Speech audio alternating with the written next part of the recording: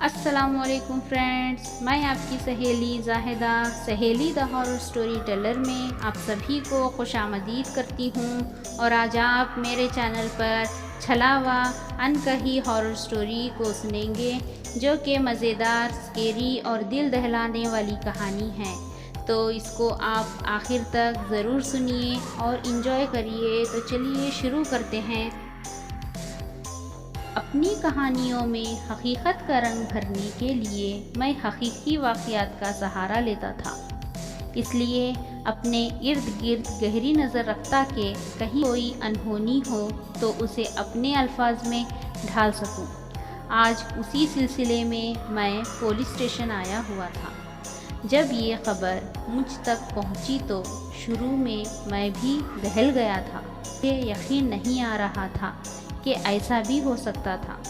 ताहम पुलिस और विटनेस जो लोग थे उनके मुताबिक ऐसा ही हुआ था। अपने एक पहचानने वाले की सिफारिश के ज़रिए मैं जेल में उस शख्स से मिलने पहुंच गया।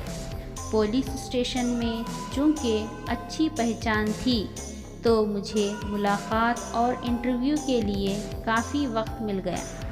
जब उस शख्स को मेरे सामने लाया गया तो उसे देखकर एक बार फिर उस कहानी पर शक गुज़रा जो मैंने सुन रखी थी।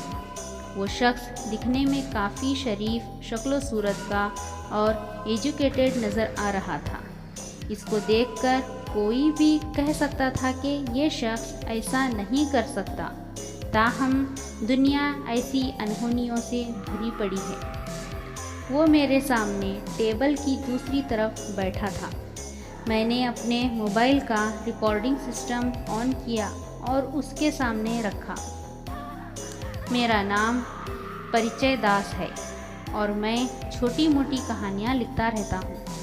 उसी सिलसिले में मैं आपसे बात करने आया हूँ। मैंने अपना तारुफ करवाया। उसने इत्मीनान के साथ जवाब दिया, जी मैं जानता हूँ आपको, चंद एक कहानियाँ भी पढ़ी हैं। मैं धीमा सा मुस्कुराकर उसे शुक्रिया कहा। अपना नाम बताना पसंद करेंगे? मैं सीधा असल मुद्दे पर आना चाहता था। ध्रुव नाम है मेरा, उसने जवाब दिया।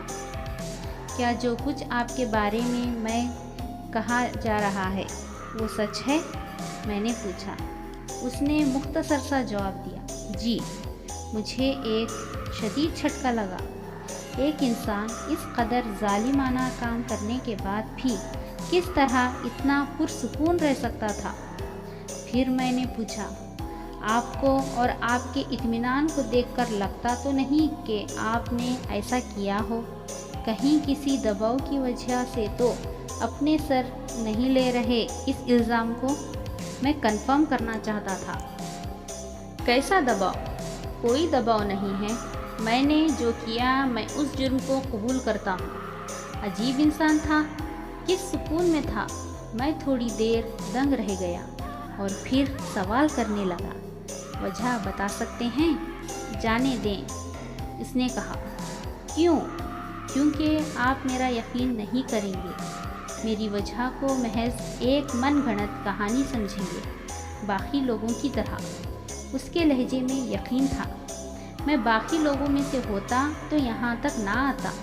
वजह जानने ही आया हूँ ताकि किसी नतीजे पर पहुँच सकूँ। मैंने जवाब दिया। नहीं, आप कहानी की तलाश में आए हैं, इसलिए मैं एक शर्त पर ही आपको वजह बताऊँगा। उसने कहा। कैसी शर्त?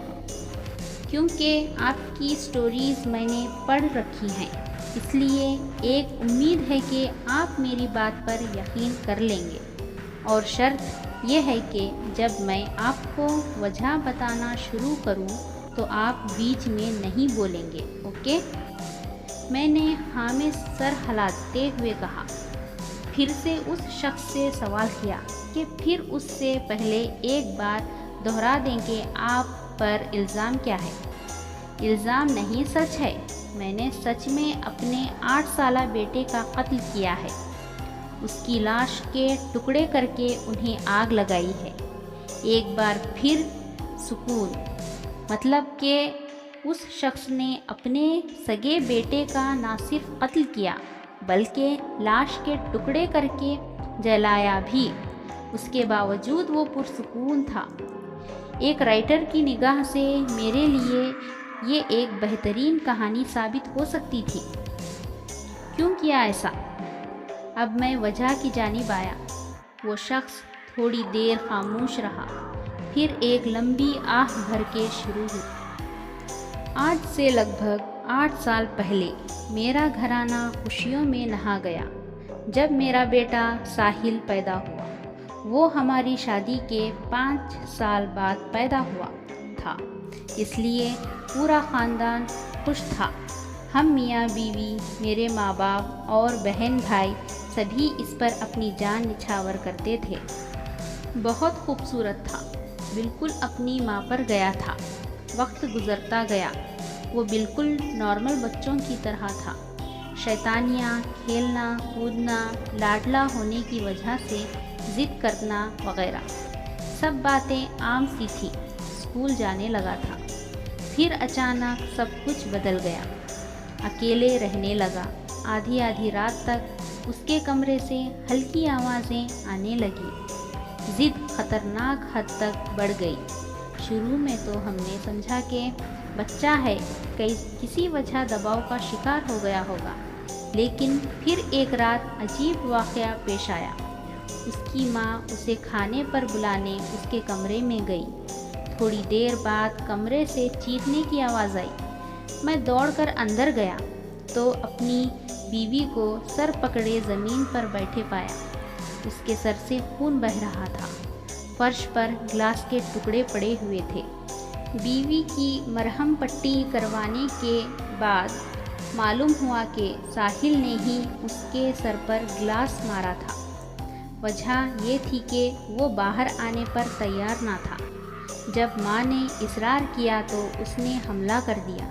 मैं गुस्से में तिल मिलाता हुआ उसके कमरे में पहुंचा तो वो बिस्तर पर औंधा पड़ा सो रहा था। ज़मीन पर खून से लिखा हुआ था, गो अवे। मैं एक लम्हे को डर गया।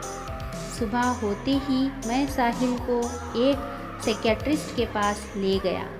वहाँ पहुँचते ही वो बिल्कुल नॉर्मल बच्चों की तरह लगने लगा।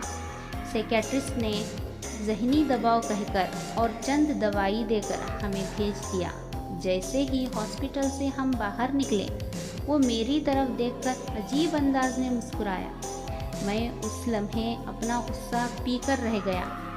अगले चंद दिन कोई ख़ास वाक़या पेश न आया। हम समझे कि वो दवाओं के असर अब नॉर्मल होने लगा है। तो एक रात थोड़ा चेंज लाने के लिए मैंने उसे उसके दादा दादी के यहाँ भेज दिया, मगर आधी रात को मुझे मेरी माँ का फ़ोन आया। वो बहुत घबराई हुई थी। मुझे फ़ौरन घर पहुँचने का कहा।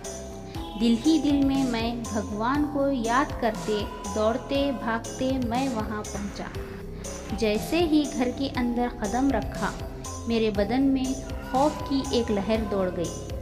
हॉल में हर तरफ खून बिखरा पड़ा था।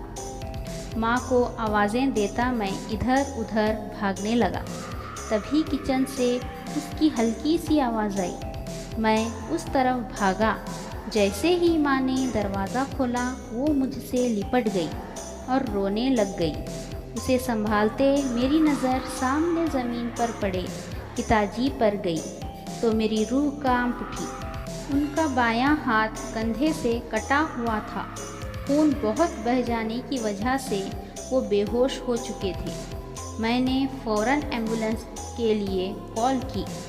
माँ को पानी पिलाकर साहिल के बारे में पूछने लगा।